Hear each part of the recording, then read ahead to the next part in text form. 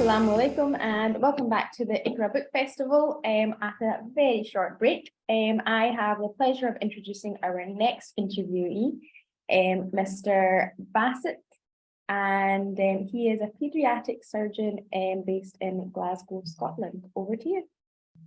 Thank you so much, Azra. Assalamu alaikum, everybody. It is my immense privilege and pleasure to welcome the next author to the Iqra Book Festival. Dr. Azra Raza is a distinguished Chan Soon Chong Professor of Medicine and Director of the MDS Center at Columbia University in New York. She is an internationally renowned public intellectual, a scientist, a physician, an advocate for public health, and one of the world's foremost authorities on cancer. She's joining us now from Istanbul, and she's here to talk about her book, The First Cell, and the human cost of pursuing cancer to the last. I must say it's one of the most compelling and powerful books that I have read in a long time. Dr. Raza pleads in the book, and I quote, that we need to redraw the scientific route radically and to redirect all our endeavors and faculties towards the relief of humanity's suffering in the face of cancer. Also to mention that Dr. Raza is also the co-author of a critically acclaimed fresh translation of the poetry of Ghalib. She believes that the best way to tame the savageness of man and to make gentle the life of this world is to promote the achievements of humanity in life, in literature, in art and science. Welcome to the festival, Dr. Azra. Thank you so much, Bassett. I think that's the best introduction I've ever had. Both my books were introduced. No one has ever done that before. So I really appreciate all the things you said. And I'm here from New York, visiting Istanbul for 2 days, and you caught me here. Thank you so much. Thank you so much. Dr. Raza, can I request whether we could commence this session with perhaps a reading from your book, if that's all right? I think that's a great idea because it will set the stage for what we can talk about then. Sure, sure. Thank you for giving me this opportunity. I'll read a couple of paragraphs from the book now. So this is a section which starts with a quotation from Aeschylus, the great Greek philosopher. And this is what he said: "There is no sickness worse for me than words that, to be kind, must lie." End of quote. The secret to success in life is relationships. The secret of relationships is trust. The secret of trust is acknowledgement of pure and simple truth. The problem in oncology, as in life, is that truth is rarely pure and never simple. One historic incident that has stayed with me since I first read about it as a teenager growing up in Karachi involves Mr. Muhammad Ali Jinnah, the founder of Pakistan. He spoke to a crowd of approximately 10,000 at a public gathering in Agra, India in the early 1940s, years before the partition of the subcontinent. Probably 500 people in that crowd had a passing knowledge of English, and about 50 of the elite among them understood it well. Trained as a barrister at Lincoln's Inn in London, Mr. Jinnah spoke in chaste English with a British accent for 40 minutes, and only in the last few did he address the commoners through a broken hybrid version of Urdu, Hindi, English. Shockingly enough, the crowd sat mesmerized throughout, despite a complete lack of understanding. When asked afterwards about what captivated them to such a degree, one man's answer was, "Look, it's true that I did not understand a word of what Mr. Jinnah said in English, but I have full trust that whatever he said was for my good and meant to protect me." Was the man's blind trust justified? Trust is not just the sugar coating glaze. It is indispensable, essential, vital. Too much willingness to trust is naive, a leap of faith that can earn deception. Yet a deeply meaningful blind trust is justified as long as the trustworthiness of the individual is already established. The man's trust was based on an intelligent and experiential assessment of Mr. Jinnah's previous actions, competence, reliability, and integrity, his demonstration of benevolence and empathy for the common man. Trust is not a static entity. It must be continually won. Patients have the right to trust their physicians in the same way Mr. Jinnah was trusted by his constituency. Do we deserve the trust? In 1986, I had gone to Pakistan for a brief visit. One of the elderly female relatives at a family gathering, delighted to see me after several years, asked a curious question. I don't care how many degrees a doctor has, even if they are known to cure cancer, if they don't have the reputation of Shifa in their hands, I stay miles away from them. What I want to know is if you have been graced with Shifa in your hands yet. Shifa is an Urdu word, loosely translated as the healing power. It is the equivalent of blind trust in one's doctor, a powerful, intangible confidence that no matter how deadly their health challenges, and especially when medical knowledge is stumped, the physician alone possesses the wisdom to remain sensitive, to proceed in caring, empathic ways, always exclusively focused on the patient. Lady Anne thought I possessed Shifa. She expressed her confidence at least half a dozen times during every clinic visit. She trusted me with her life. I obsessively tally the number of ways in which I let her down. This terrified, trusting, vulnerable woman sitting in the consultation room, her mind and body besieged from within and without, desperately seeking a lifeline I had no power to conjure. Lady and I both knew that she had a fatal illness, that it was simply a matter of time before she would enter the bedlam surrounding end-of-life issues. Obviously, I had no cure to offer, no magic bullet to eliminate the coming leukemia, and each time she expressed her implicit trust in my power of Shifa, I reminded her gently of what was expected. She scoffed, she laughed it off, she changed the topic. Sometimes she became agitated, abruptly walked out. I broached the subject of involving our palliative care team, which she dismissed out of hand. What about a psychiatrist? I have been on antidepressants practically all my life. My mother thought I was hyper when I was 2. I don't need more doping, thank you. Lady Anne simply refused to accept that the end could come for her. She demanded therapy for her cancer, not her mind, willing to be a guinea pig for any experimental approach I could come. Things spiraled out of control in her case with frightening speed. Within days, she was admitted to the hospital with a high fever. I sat on her bed early one morning as she struggled to breathe.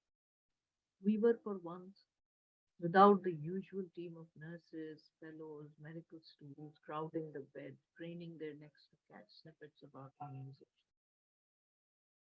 Strangely enough, the intimacy of solitude had a distancing effect, introducing a formality in our communication, an uncharacteristic courtesy with which to speak about unspeakable. We have to intubate you now and place you on a respirator. You can refuse, I said. She caught her breath as the color drained from her face, then rallied and shot back. Refuse and do what, Dr. Raza? I will not give up. Do whatever you can to keep me alive. For God's sake, my mother is alive at 100. I have good genes. Freeze my body if I die. I want you to clone me when you have the techniques worked out. I know you can. You are the only one I have full confidence in.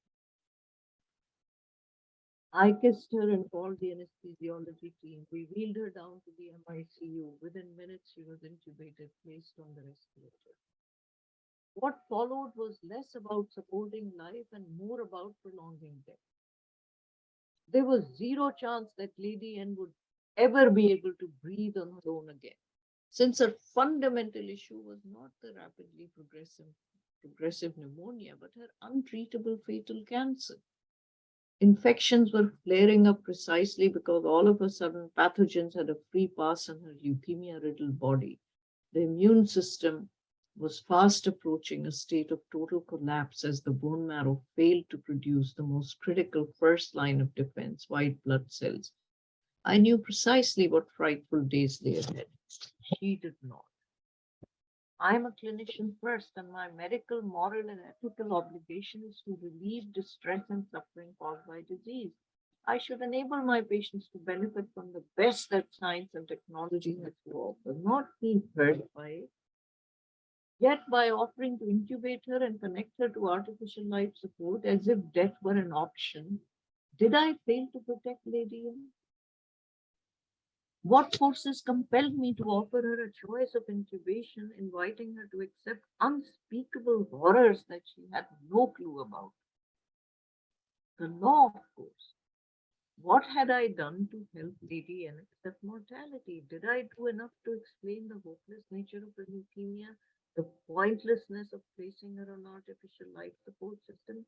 Was it a failure on my part as a treating oncologist that somehow I transmitted a false sense of hope to Lady M? Did I use language that made sense to Lady M instead of confusing her? Or was it Lady N whose nature dictated revolt, who could never take things lying down, no matter how much I tried to explain the hopelessness of her prognosis? What I know beyond a shadow of doubt is that to intubate her and attach her to a ventilator was the worst possible thing to do to her. And yet, against my better judgment, I was forced to give her the choice. So, was I morally wrong in knowingly letting her enter the hellish nightmare of the next weeks? Where does medical and individual responsibility end and societal responsibility take over? Was Lady N wrong to trust me? Where is my Shifa? Thank you so much for that, Dr. Raza. Is your mic may not be, it's fading away and coming back for some reason. The audio faded a bit. Oh, okay. I'll try to stay close to the mic. Thank you so much. Can I ask what prompted you with a life steeped in the highest echelons of academic and clinical medicine to find the time and to write this book? Why? Wow, that's such an important and good question. Basically, I came to America to cure cancer at the ripe old age of 24. You know, only 24-year-olds can say things like that. And I started studying and treating acute myeloid leukemia. But within a few years, it became very clear to me that in my lifetime, this deadly disease will not be cured. And so I asked myself the question, why not try to find people who are at risk of developing this disease, catch them early and intercept before the disease becomes the end stage monstrosity that we are unable to cure. And so I started studying and treating pre-leukemia patients, which is myelodysplastic syndrome, and following them till they develop leukemia. So I have been committed to finding cancer before it has a chance to declare itself, even in the form of tumors. And that means turning our attention from studying end-stage disease to studying how the first cell starts. So that I've been saying this in many different ways all these years, but the reason I wrote this book is because with time, not only the intellectual depth of my commitment had been sort of invigorated by the fact that we were not finding sufficient answers, but also some personal experiences forced me to now try to tell everybody what it is that we are doing to patients by offering them ineffective therapies. And so the title of the book really says it all. The first cell, which means try to find cancer early at the first cell stage, and the human cost of pursuing it to the last, because this is what I just described in the passage I read with Lady N. Dr. Raza, you talked a little bit about, in your book, about the current modalities of cancer treatment, the philosophy of slash, poison, and burn, and that has been, it's been the mainstay of treatment for cancer for decades, if not from the start. And do you think it's failing? And is it all failure in that? Is there a fresh way that we need to look at things? Well, you know, we are curing about 68% of cancer patients we see today. But my question is, curing with what? As you say, it's the same old, we are still slashing the breasts of women. My colleague Siddhartha Mukherjee, who wrote the book Emperor of All Maladies and got a Pulitzer Prize, he talks about the Persian queen Atossa, who was 5,000 years ago felt a lump in her breast, and she tried to ignore it. She tried to cover it with sheets and things, but when it kept growing, she asked her Greek slave for help, and he took out his sword and slashed her breast. This is the first known mastectomy. She survived and lived for many years, but that was 5,000 years ago. If Atossa was alive today, what would we do if we diagnose a lump? We do the same thing, except we would give anesthesia. So this is my question, Basit. What have we done with $1 trillion in research that we have spent in 50 years? Why are we still slashing women's breasts? Why are we burning and poisoning treatments? So where do we start with this? And I quote you, you say that an effective treatment for cancer can only be developed essentially after we understand how life works and how we age, since aging and cancer are the two sides of the same coin.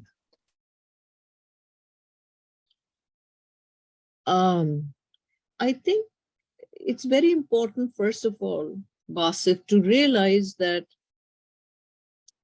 a reductionist approach, trying to go down to one gene, thinking that this one gene has turned off something in the cancer cell so that it has now become an immortalized organismic creature of its own, and that we will be able to find one magic bullet to target this one gene and cure cancer. This is the reductionist model we have been following since 1970s. Well, the human genome was sequenced, and we were hoping to cure cancer with that, but nothing happened.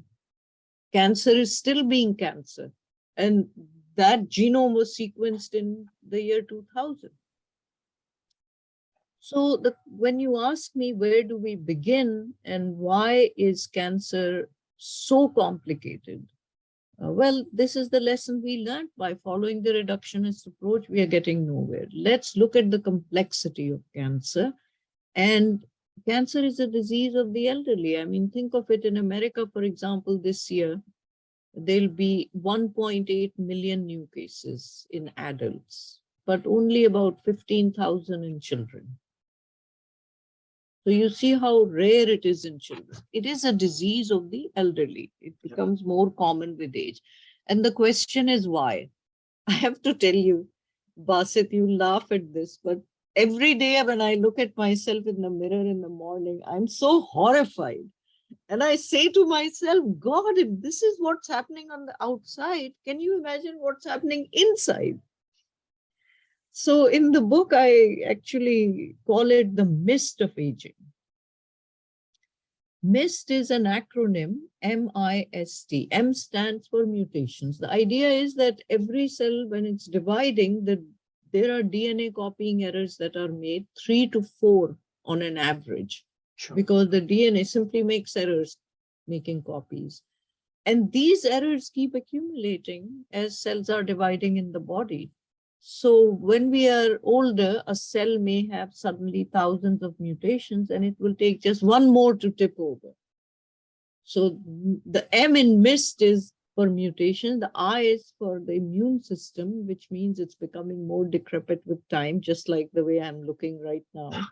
S stands for senescence, which means many cells in the body as they age don't die, but they hibernate. They basically stop functioning, but they keep metabolizing things because they are alive. So they keep on excreting all kinds of poisonous material.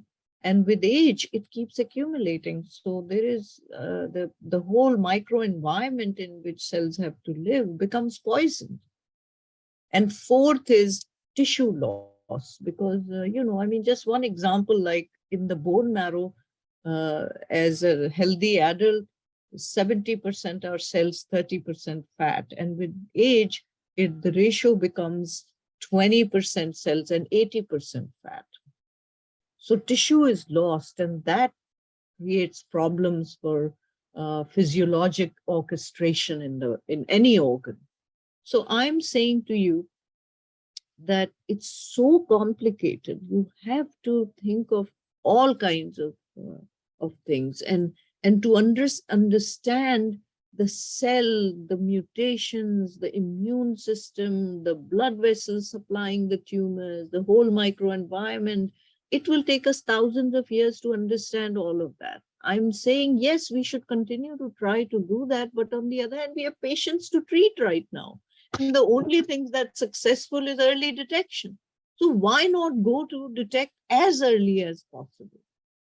Why not study that? And my contention is that 95% of resources, intellectual and financial, are invested in studying the last cell, metastatic disease, end-stage disease. Only 5% is spent towards early detection and towards prevention. It should be reversed. That brings me to this question: do we have the resources? Do we have the know-how, the finances, and the technology available to do that?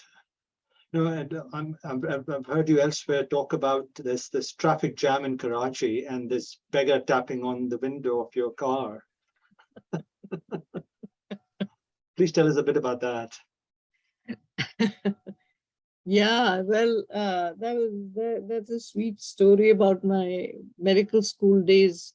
I used to drive to medical school, and there was one traffic light where a beggar would come and tap the same spot. Every day I would be going, and many days I would ignore him and go, but then I couldn't ignore him completely. And some days I would roll down the window and give him some money. He would give me a smile. We would exchange morning greetings. So it became like a routine.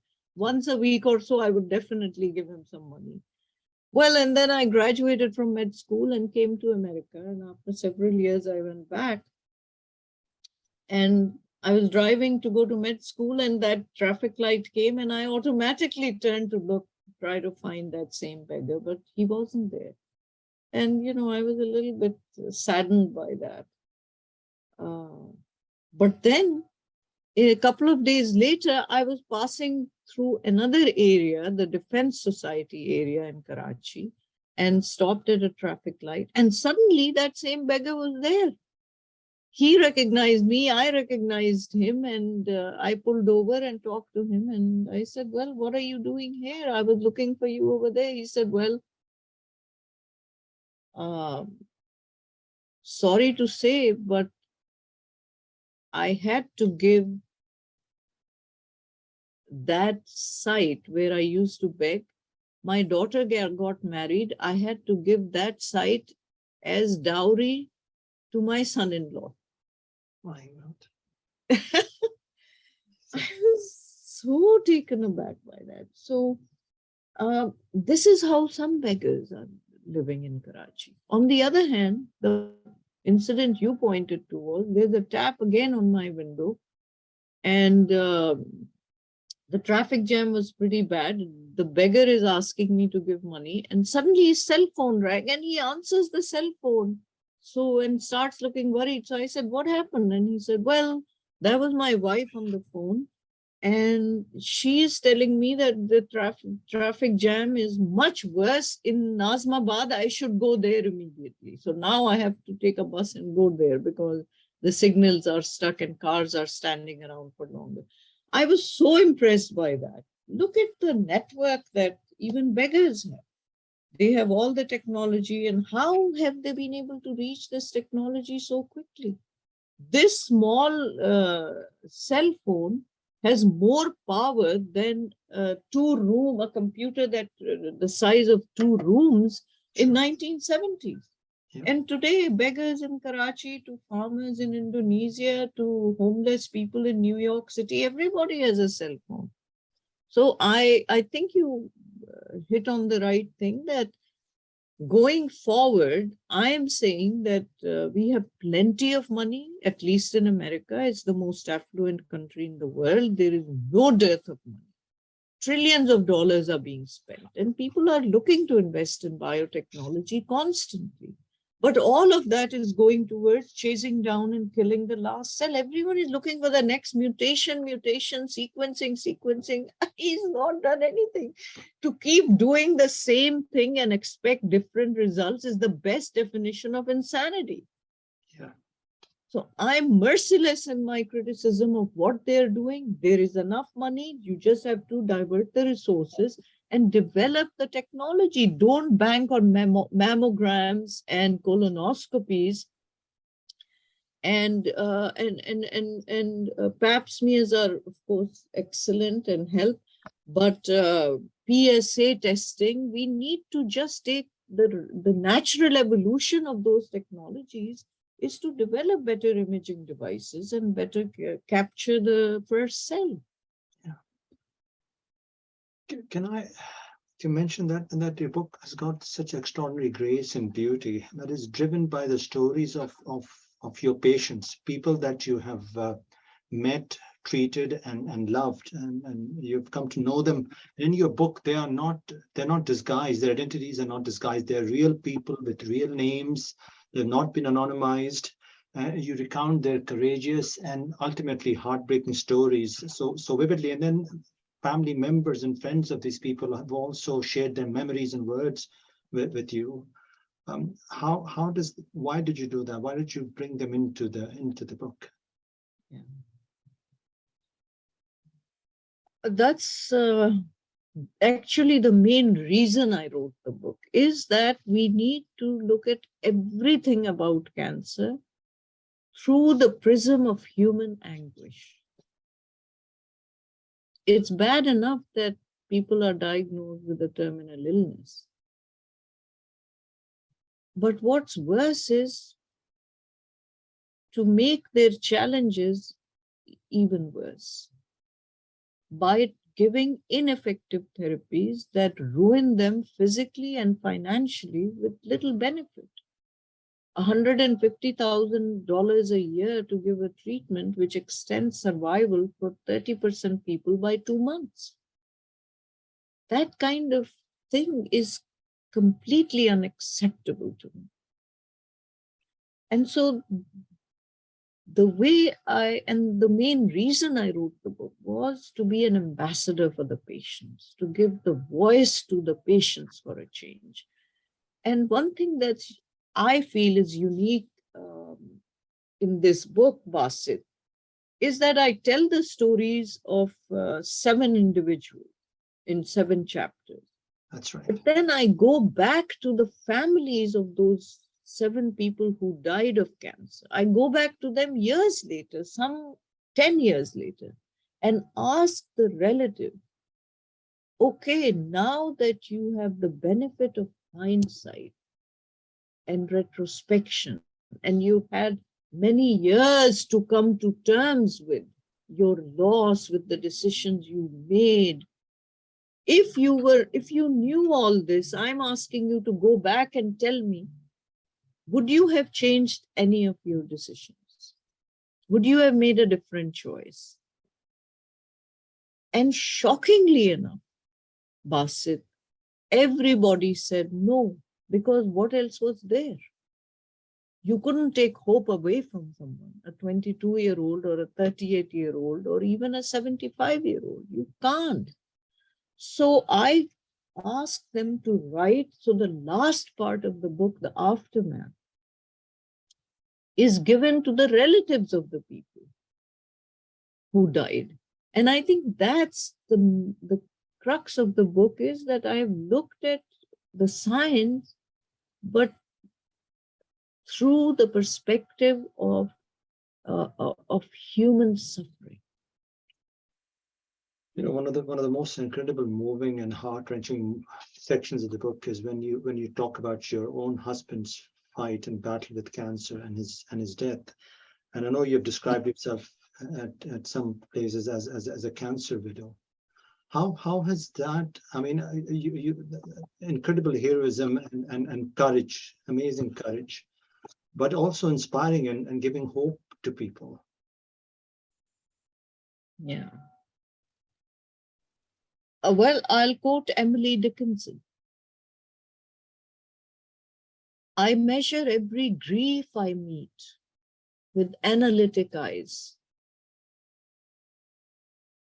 She's so beautiful. I measure every grief I meet with analytic eyes. I wonder if it weighs like mine or has a different size. I wonder if they had it long or did it just begin? I cannot find the date of mine. It's been so long a pain. I wonder if it hurts to live, and if they have to try, and whether could they choose between, they would not rather die. This is the measure of grief. As Proust, I'm reading Proust these days, so I'm very affected by him. As Proust said, in order for discovery, you don't need new lands, you need new eyes.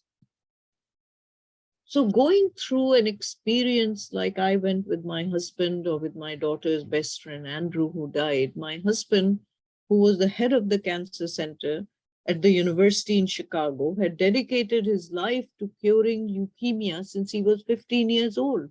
And in a cruel twist of irony, in the prime of his life, at 57 years of age, he got leukemia when our daughter was 4 years old. And then he lived for almost 5 years, a tormented existence, a very painful and suffering existence.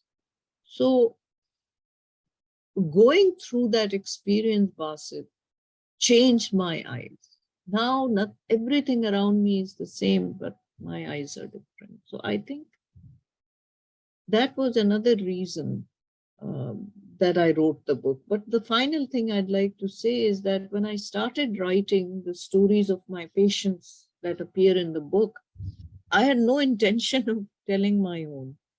But then I saw that I was telling their tales with such granular detail that withholding my story seemed somehow dishonest, insincere, that I'm not telling my story and yet I'm telling their deepest sorrows. And so then I decided to tell Harvey's story also, and then it became like a red line going throughout the book. He appears in every chapter now, yes, because that is what happened to me. So it's a memoir in addition to being a book about cancer. That's why the cancer widow part comes in. You know, I was just trying to keep tabs on all the literary figures who make an appearance, from Aeschylus to John Donne to Shakespeare, Emily Dickinson, W.H. Auden, there is James Joyce, there's Albert Camus, there is Allama Iqbal, there is Ghalib, even BG's figure in the book. Is it just joy and pleasure, or is there consolation and comfort there as well? How beautifully you said it. Joy, pleasure, comfort, everything, because poetry to me is a solace um, for my emotional state, but also really makes you think. I think that it's one of the most inspiring, intellectually inspiring, um, challenging sort of dialogue that I get into with poets. It's just very beautiful, and it also inspires me very much. I'll just end by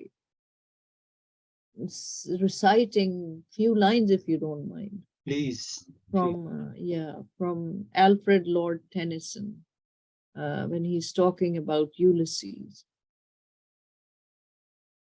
The lights begin to twinkle on the rocks, the long day wanes, the slow moon rises, the deep moon rounds with many voices.